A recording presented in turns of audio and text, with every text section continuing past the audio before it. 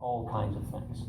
And it's a lot of little mini trips and just school runs, coaching eighth grade St. John Vianney basketball, stuff I've never been able to do before. It's been fantastic. So what's harder, hurting members of your party or eighth graders? Oh, hurting members of my party. Eighth graders are pikers compared to that. Yeah. So, shameless plug for my law firm. I see you have a what appears to be a work injury. Is that So how did that happen? I assume it's 20 years of vigorous handshaking and finally caught up. There you go. So I'll get the retainer agreement over to your office tomorrow morning. The goal for tonight, Paul, and I was kind of laying it out, we just want to have a fun kind of retrospective on your career and then a sense of what you're going to do moving forward. So what I'd like to start by doing is throw some rapid fire questions so we can transition into maybe some of the more serious portions. So, you get this from Meet the Press or something? Yeah. Avid watcher. It doesn't have to be a one-word response, but it can be I can have 3 words? You can have 3 words. You can have a sentence even if you'd like, okay? All right. So what was your favorite subject in school growing up? Economics. That is nerdy. Yeah, When you were a kid, what did you want to do when you grew up? I wanted to be a doctor when I was a kid, like my grandfather. Yeah. Okay, there's one doctor in the audience. Wasn't a lawyer, but who was your hero growing up? My mom. Seriously. Yeah, I don't know if you know. Your favorite restaurant in Janesville? Well, I had to split it down the middle here because I'm a big supper club guy, and you cannot find a better prime rib than the Buckhorn in this planet. You just can't.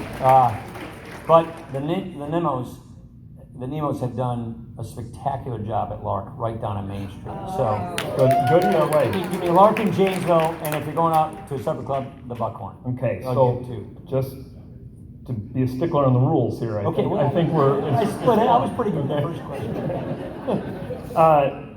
Is there any food that you refuse to eat? Raisins. Raisins? Yeah. What is your favorite movie? The worst press conference I actually ever did was with a congressman from California in a raisin factory last year. The smell was god awful. Really? Yeah, it was terrible. Makes me think twice about eating them. Okay. Favorite movie? Good, the Bad, and the Ugly. Okay. Oh, yeah. Yeah, it's good. If you could live in any other state besides Wisconsin, which one would it be? Probably Colorado. Don't blame the mountains. Yeah. Okay. What TV show? That side of Colorado, not the flame. Not the mountain side, right? Yeah, I'm with you. What TV show, if any, do you watch? Game of Thrones. Can't wait for the next season to come over. It's awesome. It's incredible TV. It is. It really is. What do you listen to when you work out? A lot of Metallica, AC/DC, Iron Maiden. I mean, I listen to 105.9 here in town. My wife is a closet metalhead, so she loves it. Yeah, I'm a bit of a metalhead. Oh, yeah. We went to the Metallica concert. Yeah, I took my son, I took Pat Lyons and I took our boys to the Metallica concert. It was a great show. My 14-year-old came out and said, "Dad, this was the best night of my life." It was a great show. It was great. It was a really good concert. Well, this may answer the question then. What is your favorite band? Led Zeppelin. Okay, that's good. So, Steve Kaya's favorite band and Bridget's favorite band. I think you're the only 3 that like them. Biggest buck bagged? I got a 170 class about 6-8 years ago. Not here in Wisconsin, in Texas. In Wisconsin, I think 157 is the biggest I've shot. That's how you score deer. Totally clueless. I don't do it. Do you have any idea what I just said? I'm just reading what's on the sheet. Yeah, it's 12 pointer. Okay, now that makes sense. Who's your favorite child? It rotates on a daily basis. That goes. Yes. Right now I know who isn't, but I'm not going to tell you. What is your favorite thing to do on a Saturday morning? Get up and make breakfast. If it's hunting season, hunt. I'm a big bow hunter. I hunt over near Hanover. Any other hunting besides deer hunting? You turkey hunt? Yeah, turkey, pheasant, grouse, ducks, Okay. pretty much anything. I'm gonna do a lot more now. But if it's hunting season, hunting. Otherwise, get up, make breakfast, and I usually get up and cook kids. Okay. Fun to do. What is the one place that you have to visit? The only state in this country I've never been is Maine. I just never been there. Always wanted to go to Maine. You've been to Alaska and Hawaii. Yeah, Just I've been to every other state in America. Not Maine. Greatest thing about growing up in Janesville? It's a great community. It's what I have one word for this. You can have 4 for this one. It's a perfect place to grow up, and it's an ideal place to raise a family.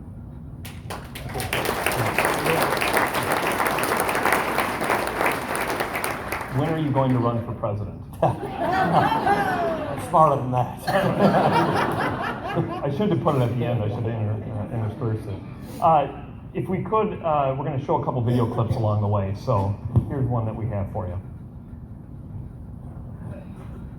First, a warning. Paul called me up the other day and said, "Hey, Tobe, did you know that Court Street is now 2 ways?" So we now, Janesville, have a new driver on our hands, so beware. I personally am just looking forward to when Paul stops just naturally getting into the back seat of my car and asking me to get a move on it. It's been quite a journey. When Paul first went to the Hill and got his first job, we were all just thankful that he was employed. Who would have guessed what would have ensued from that? But now, sure enough, we're 20 years later, and he's returned to us, and I'm now handing out resumes to anyone who has a job opening. But on a serious note, we certainly firsthand understand the sacrifice that Paul and Jana and his family have made for our country. And on behalf of our mom, Betty, our siblings, Janet and Stan, and the other Ryans, we thank you, and we wish you Godspeed in this next chapter of your life. And if I had a Guinness and should have a Guinness, I'd raise my glass and in their cheers would say Sláinte. God bless.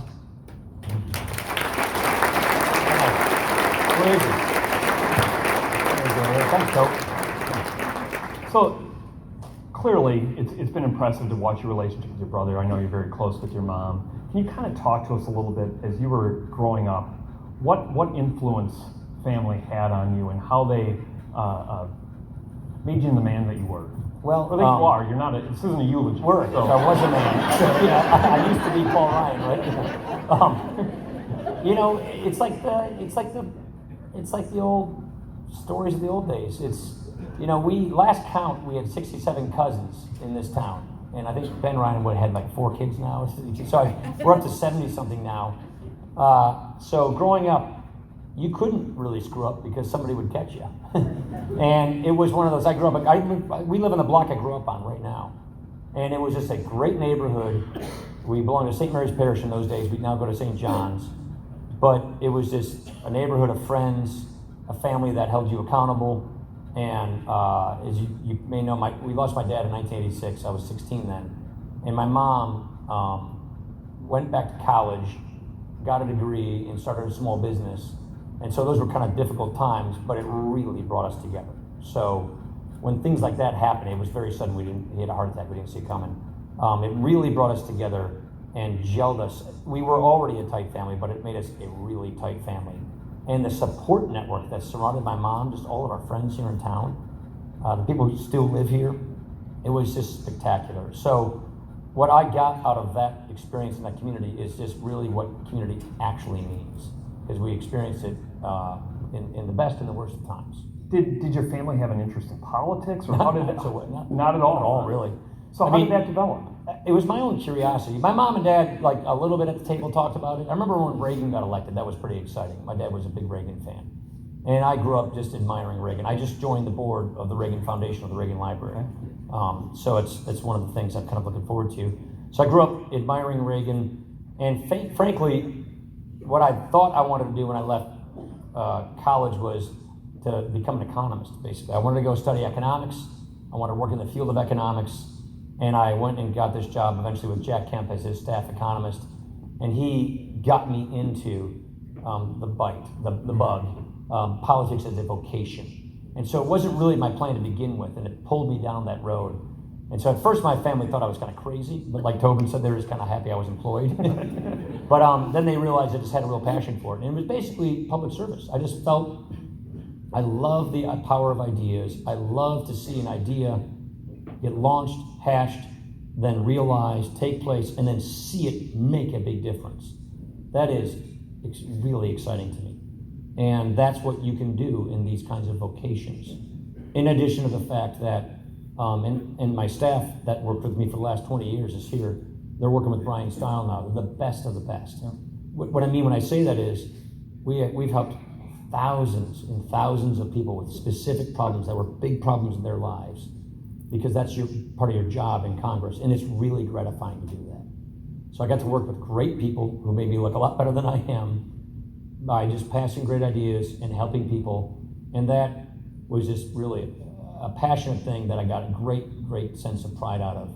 And I just took a calling to it. And my family is all private sector people, but this is just kind of the route I took. And I want to talk a little bit about your transition into Congress and your first run for Congress back in 1998. We're going to transition. You can run the next video. That'd be great. You guys have a lot of videos. Oh, it's fun. Good evening, Paul. I wish I could be with you, but I'm in Washington tonight. Around the nation, you're known by a lot of names. A Craig Cougar grad, a P90X enthusiast, a bow hunter, Congressman Paul Ryan, Chairman of Ways and Means, and Speaker of the House. But to those in the room, you're known as Paul. When you talk to people around the country, they admire your hard work ethic and your demeanor. You know how to disagree without being disagreeable, how to fight for ideas and not fight people. We could use more of that in Washington, and you'll be missed. We can't welcome you home to Janesville because you never left, but we can say thank you for your service. Paul, enjoy the evening.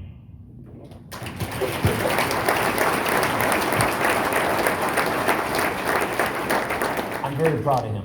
I'm Doing a very great proud job. of him. He's doing a fantastic job. I check on him, by the way. I call some of my friends, in Congress. He's really doing a good job, but he just needs a widow's peak here. Yeah, well, the comparisons I know. obviously are pretty out there. So that video cut me off because I was going to compare you first to Alexandria Ocasio-Cortez as being a young up-and-comer congressman. I just thought I just couldn't draw the parallels as much as I would like there. But I do actually. AOC, of course, is one of the youngest members in Congress, irregardless of politics.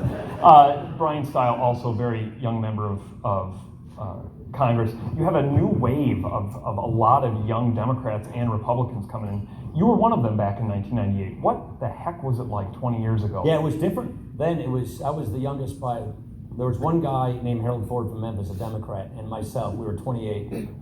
And everybody else was like 15, 20 years older than us. So we were sort of just the beginning of that sort of trend of younger people coming. So, I mean, for a while they had to stop me from coming on the floor because they thought I was a staffer. I mean, it was definitely different.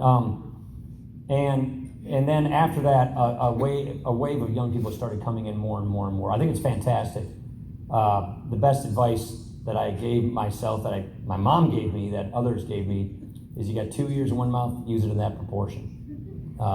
You come in, ready to go, but you have to know that you don't know everything. There's a lot you can learn from. Listen and apply, and just use the energy that you have with youth. And that was the best advice I got. Brian's already heeding that advice. Actually, I talked to AOC. I talked to her, AOC. Everybody calls her AOC. She's a year older than when I came, but she's the youngest person now there. Yep. And I gave her just a few little tips about just being a good member of Congress, and I don't think she really listened to a thing I said. Take it easy, just watch things for a while, don't ruffle, see how it works first, But yeah. So can we go on record on saying that you're one of the policy proponents behind the Green New Deal? Yeah. No? Probably can't say that. All right. You had, over the course of years, kind of worked your way up, and you did it through policy, right? is the policy something that picked you, or are you someone that picked the policy? And was it for the purpose of kind of making your way through Congress, or how does that work? Well, I ran to be a policymaker. The issues that I worked on are the issues I had the greatest interest in, the greatest aptitude in, but I also thought that they were the biggest issues affecting our area, the first district. So I sort of saw a great lineup of priorities. What I know, what I'm good at, and what I care about, and what I think this district, needs. Because my employers are you. They live here. And so the best advice I got was actually from Barney Frank. When I first got elected, I called up a bunch of veteran lawmakers who were just really good at their job, and I asked them all the same question. What do you know now that you wish you knew when you first got here? Please tell me that so I can benefit from your experience. And Barney Frank, who I didn't really agree with about anything on, but was a really effective lawmaker, said, don't be a generalist. Don't just try to get on TV all of the time. Be a specialist. Pick 2 or 3 things. Focus on it. Know more than everybody else. Do all of your homework. And sooner or later, you'll be making policy in those areas, and you'll have to make a difference. Otherwise, you'll just be a jack of all trades, a mile wide, inch deep, just a come and go politician. And so I basically heeded that advice. I thought it was good advice. And so that's why I basically focused on those economic issues, on the budget, on tax, on healthcare, welfare issues. At the end of my career, I spent a great deal more time on poverty issues, which became a big concern of mine. So talk to me a little bit about the poverty issues that you hit on late in your career. I think there were some video clips of working with some inner city groups and things of that nature. Deion Sanders. Yeah, we became pretty good friends. He's involved with the charity that I'm involved in down in North Dallas, taking gang members out of the gangs and preventing kids from going into gangs. Anton Lucky, a buddy of mine down there, who was the head of the Crips gang down there, became reformed by the other guy you saw in there, a guy named Omar Jawar, and they learned how to pull these kids out of gangs, get them off, and get them on the right path. I spent about 2.5 years running around the country with Bob Woodson, a civil rights leader, a friend of mine, who was Jack Kemp's best friend, going to these groups that were really, really effective at fighting poverty. They had secret sauce, so to speak. And so I developed a policy platform on what I would call center-right ideas on how to better, more effectively fight poverty. And I spent the last year as speaker getting those into law. Basically, 3 big laws I wrote that I helped push through to focus on getting people out of poverty. Building on that,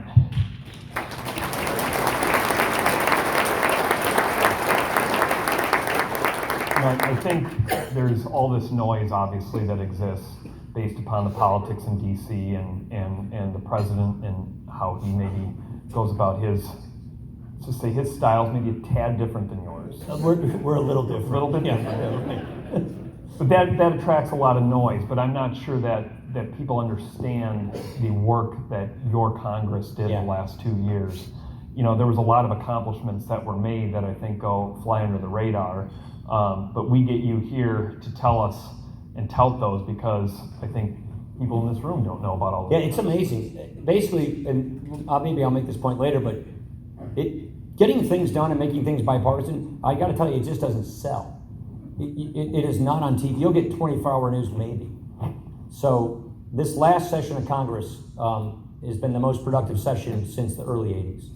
We usually pass about 500 bills in a session of Congress. We passed 1,175 bills out of the House in the last session of Congress. Major laws got written. Most people don't even know about it. The poverty things I was telling you about, opportunity zones. I worked on that since I was 22 years old working for Jack Kemp. We have opportunity zones here in Janesville now as a result of it. We do. 25% of the poorest census tracts in America now qualify for opportunity zone status. So we can tap the $6 trillion of unrealized capital gains. You can sell an asset, not pay taxes on it, invest it in one of these poor census tracts, like the plant, that census tract over there. Keep your investment there for 10 years and you don't pay capital gains tax on it. So what we want to do is get this capital flooding into these poor communities to help revitalize these communities. We also have something called social impact bonds, which is a private sector financing mechanism for innovative poverty solutions based on metrics.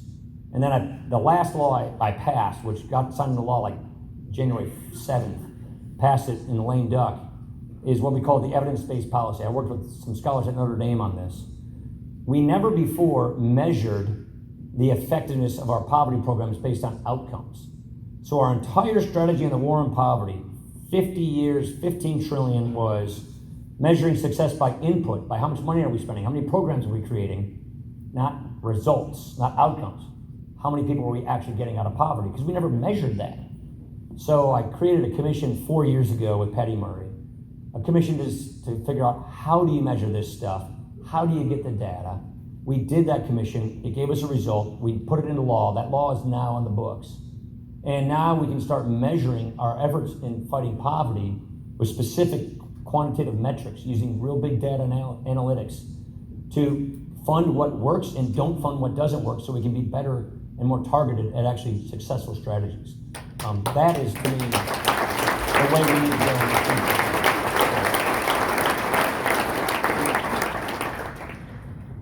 So you become, oh, go ahead.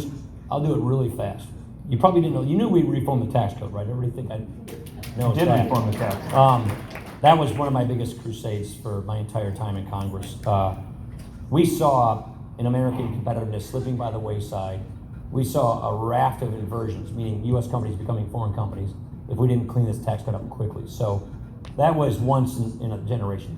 We rewrote the tax code for the first time in 31 years, overhauled the military, overhauled the VA health system, the VA system itself. We did massive regulatory relief. We passed this thing called 21st Century Cures. We think we have a real shot at curing cancer, some forms of cancer, within a decade. So we put a massive investment in the National Institute of Health on that. We're getting close on Alzheimer's. We're getting close on a lot of different cancers, so we put a huge push on that. We overhauled the domestic energy system. We repealed the ban on exporting crude oil. Now, as a result, America is the number one producer of oil. We're the number one producer of gas, and we are now a net exporter of oil. So just in 2-year time, we were able to do all of that.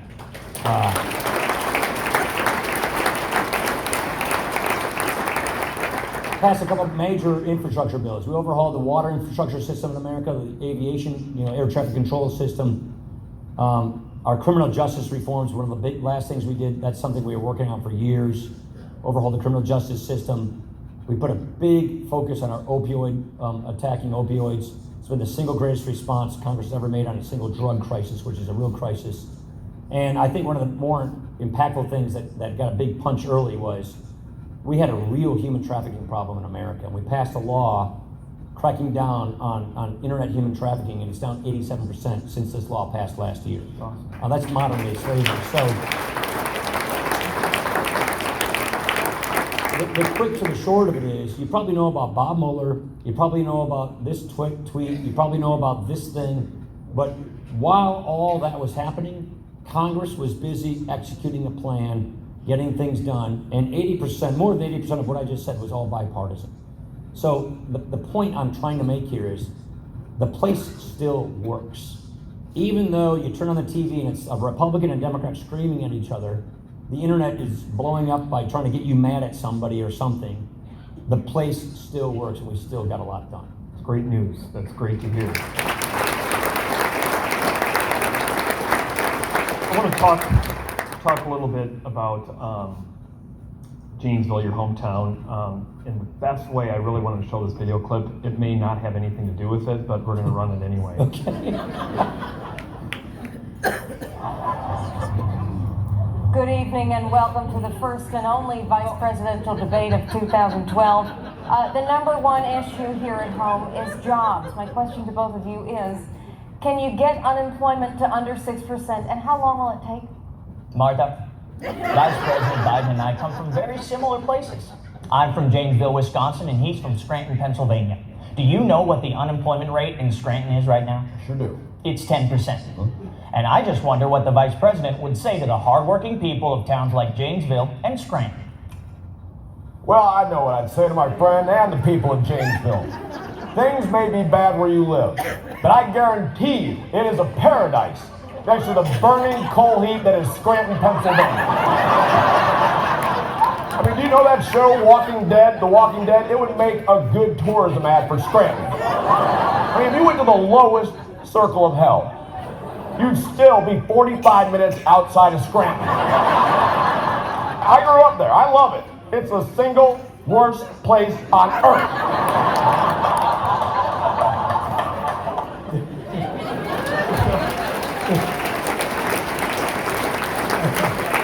Again, I'm not sure how relevant that I is. have been made but- fun of this thing my entire life and career. You know what they called me at St. Mary's growing up?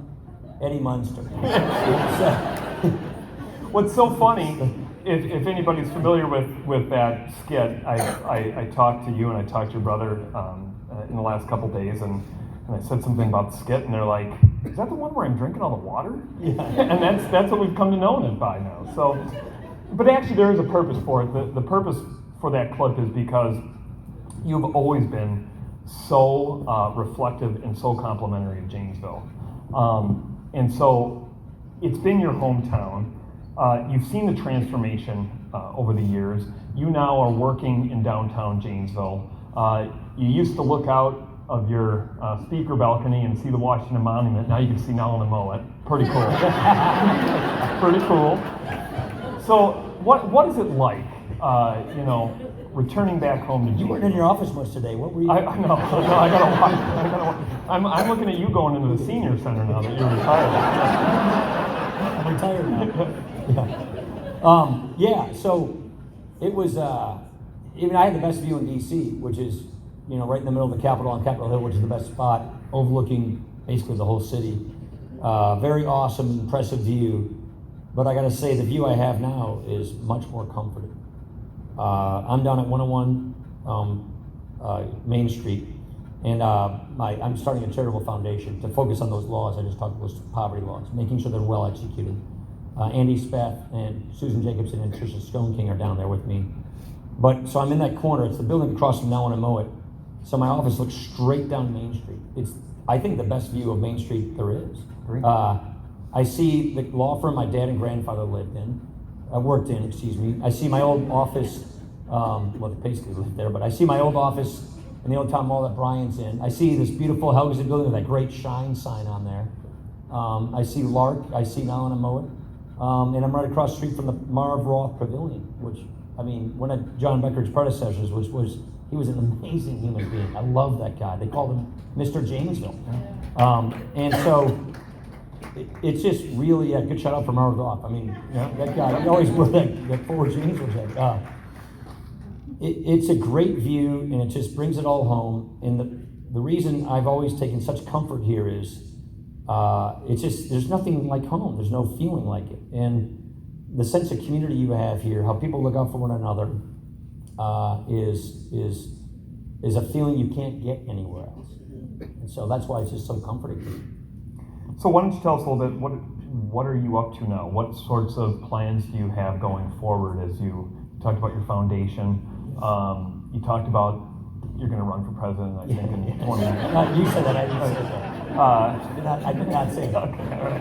Fair enough. So what are you up to now? What's the future hold for Fall Run? To start with, I've started a foundation called the American Idea Foundation that Andy Speth's running, and Tricia and Susan and I are there. And it's basically focused on these poverty programs and making sure that they're well executed, that they're properly implemented. I wrote these laws. I want to make sure that they're executed well. I'm going to be teaching some college courses at a university in the Midwest that I can't say yet because it's not going to be announced for a few more days. So I'm going to teach some economics courses and some government courses. But I'm also on the board of a couple of charities, academic charities focused on these poverty programs. So I'm going to do some teaching at university, do my foundation. I'm doing some speaking. I'm going around doing some speaking, and I've joined a couple of boards. And then I'm going to do that and then figure out what I want to do. Okay. So basically, I've been able to coach. I'm just a lot of family trips and things like that. So I'm doing that until I kind of think about long term what I want to do. I think that what's interesting is the dichotomy of the schedule you just described, which I think to all of us probably seems like it is outrageously busy, right? But That's nothing. nothing. That was And I really want to know, what was it like nothing. as Speaker of the House to live the life that you lived? Walk us through, because I think some of us know kind of what your day was like, but it Yep. sounded awful. I mean, well, I mean, one of my conditions, I had 2 conditions running, which was have an agenda executed if we win, which was that list I just went through. The second was home on weekends. But I also was your congressman. So home on weekends meant basically Friday nights and Saturdays running around Wisconsin, Racine and Kenosha and Lake Geneva and Janesville. Being a congressman, what I would do in a number of days, I'd cram it into a day. And then I'd have Saturday night and Sunday at home. So for the last 4 years, I was home about a day and a half a week. My life was planned at 15-minute increments, literally. In DC, start at 6:30, end at about 11:30 at night. And I'd go to the gym, work out, do lots of meetings all day long, lots of briefings, lots of member meetings, and then do about 3 receptions and 2 dinners in the evening. It's always helping members with their events. And then I'd go back to my Capitol office and do office hours with members. Like how professors do office hours? I would do office hours, and so members would come in with their concerns, their problems, their challenges. And I'd do that till about 9 or 10, then go back to my office and read my staff memos till, 11, call Jana, I'll wake her up and say goodnight. And then go to bed and start over again. So and then on the weekdays, we were in DC 4 days a week. And the 5th day, I would fly around America, fundraising, because that's one of the primary responsibilities of the job. And then on recesses, I'd be flying around the country. I had to raise about $200 million last cycle. And so you have to just run around doing that. So that's a big part of the job. So with that came, of course, some security detail. We, I think, have all seen you around town. It seemed like a pretty cool thing. Was it as cool as what we all thought it would be? You become really close with them. Yeah. Actually, let me just say this on a side. They loved Janesville. They went from Nancy Pelosi, San Francisco, to, John Boehner, Cincinnati suburbs, to Janesville, Wisconsin. And I'm telling you, they just love the people of Janesville. They all stayed at the Hampton Inn. I had 35 agents on 8-person shifts. So I'd have 8 people with me a day, and then 4 would be at the house during the night. But they worked out a premier, I call it JIT, but it's Premier Janesville Tennis and Fitness. Yeah, it used to be called Janesville Indoor Tennis. They'd work out there, some of them at the athletic club. We're more Cozumel people, but they love Hacienda and Regalos. That's their thing.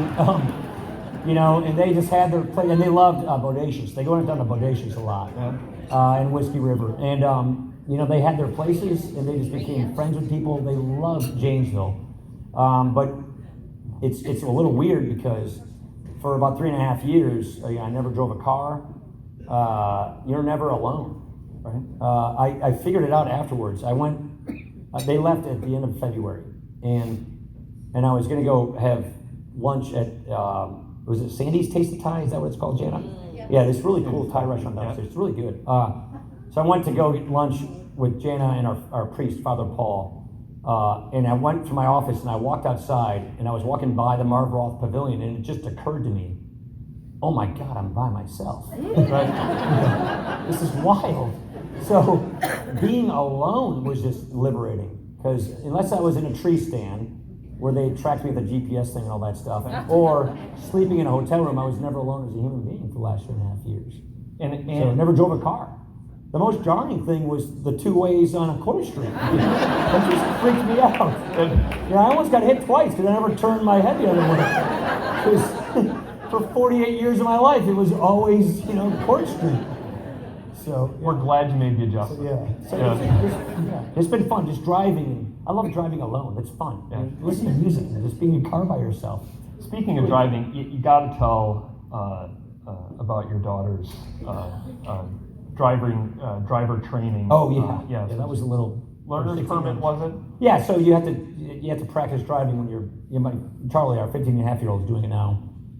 But with the detail, they have to be with you. So we take Jana's Buick Enclave, Liza driving, me, passenger, 2 agents in the back seat, and then a Suburban with 4 agents behind her, following her around.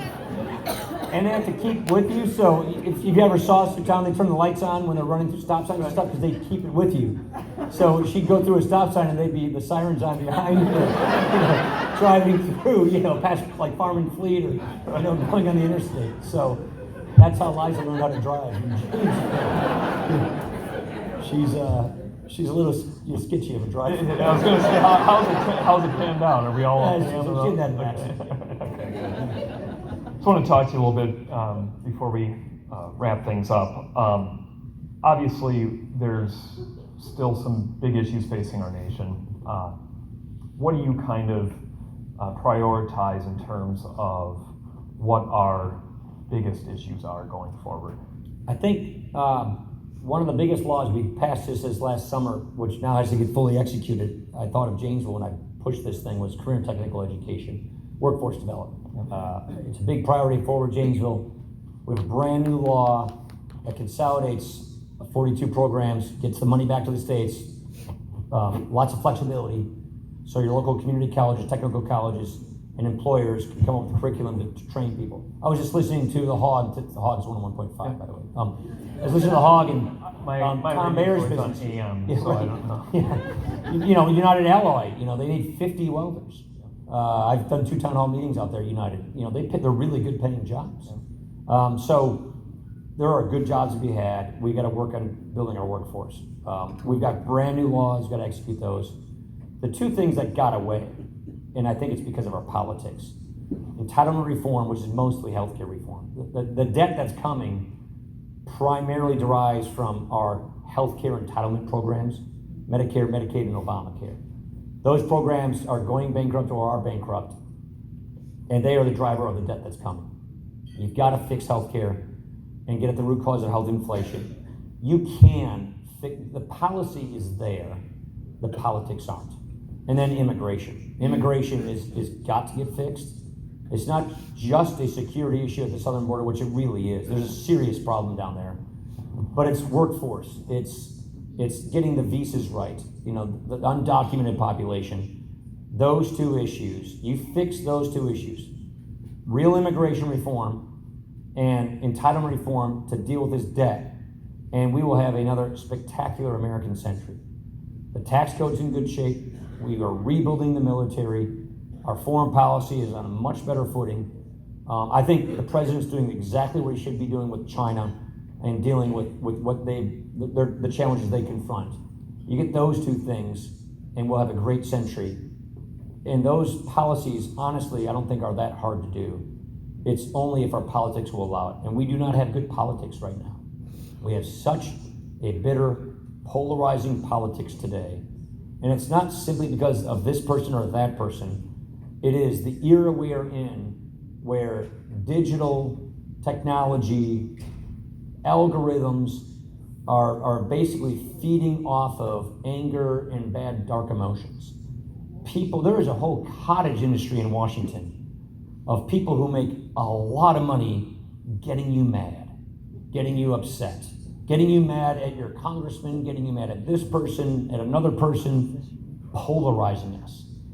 Hits and clicks, eyes, ratings, those are all driven because the media is going through such a tumultuous time, given that you have all these digital disruptors. So you have a ratings chase that's underway right now, and that ratings a lot of polarization. So we as a society have to figure out how to get out of that, how to overcome that, how to get a cohesiveness back in our society so we can tackle these big problems politically. Totally doable, but it's one of the biggest challenges we have right now, and that to me is sort of the unfinished business that this country's got to deal with. Over your 20 years, have you seen that regress significantly? Massively. And has it been pretty much since social media, Twitter, Facebook, things? It's the disruption. It's digital. I call it moral relativism plus digital technology plus mathematics, meaning algorithms, which basically feed on this stuff. And it has made things much, much, much more polarizing. Like I said, you can still overcome it. We had the most productive session of Congress since Reagan's first term. Massive laws passed, bipartisan, But I got to tell you, how many of you in this room probably knew all the things I said? Probably nobody, because it just doesn't sell. So if we want to tackle the big tough issues like healthcare, immigration, we're gonna have to get better politics. All right, I think we're gonna try and go off on an easy note for you. I'll throw you some softballs here. So this is gonna be word association. So I want you to, it's gonna be the first thing that comes to mind. I thought you already did this in the No, this is different. This is different. Okay. This is people. This is people. So what I want you to do is just give me your one-word initial gut response when I say these people. Your mom, Betty Douglas. my hero. Amazing. Yeah. I will assume it's going to be the same response for this, Nancy Pelosi. In a weird way, I kind of feel sorry for her. Mitch McConnell. A great guy, a very close friend of mine, a partner, Jack Kemp. my mentor. Barack Obama. Disagree with him, but we get along pretty well personally. Mitt Romney. A very dear friend. He would have made a spectacular president.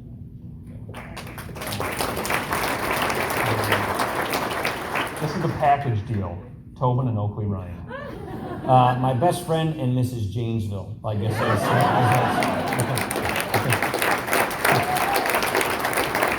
Joe Biden.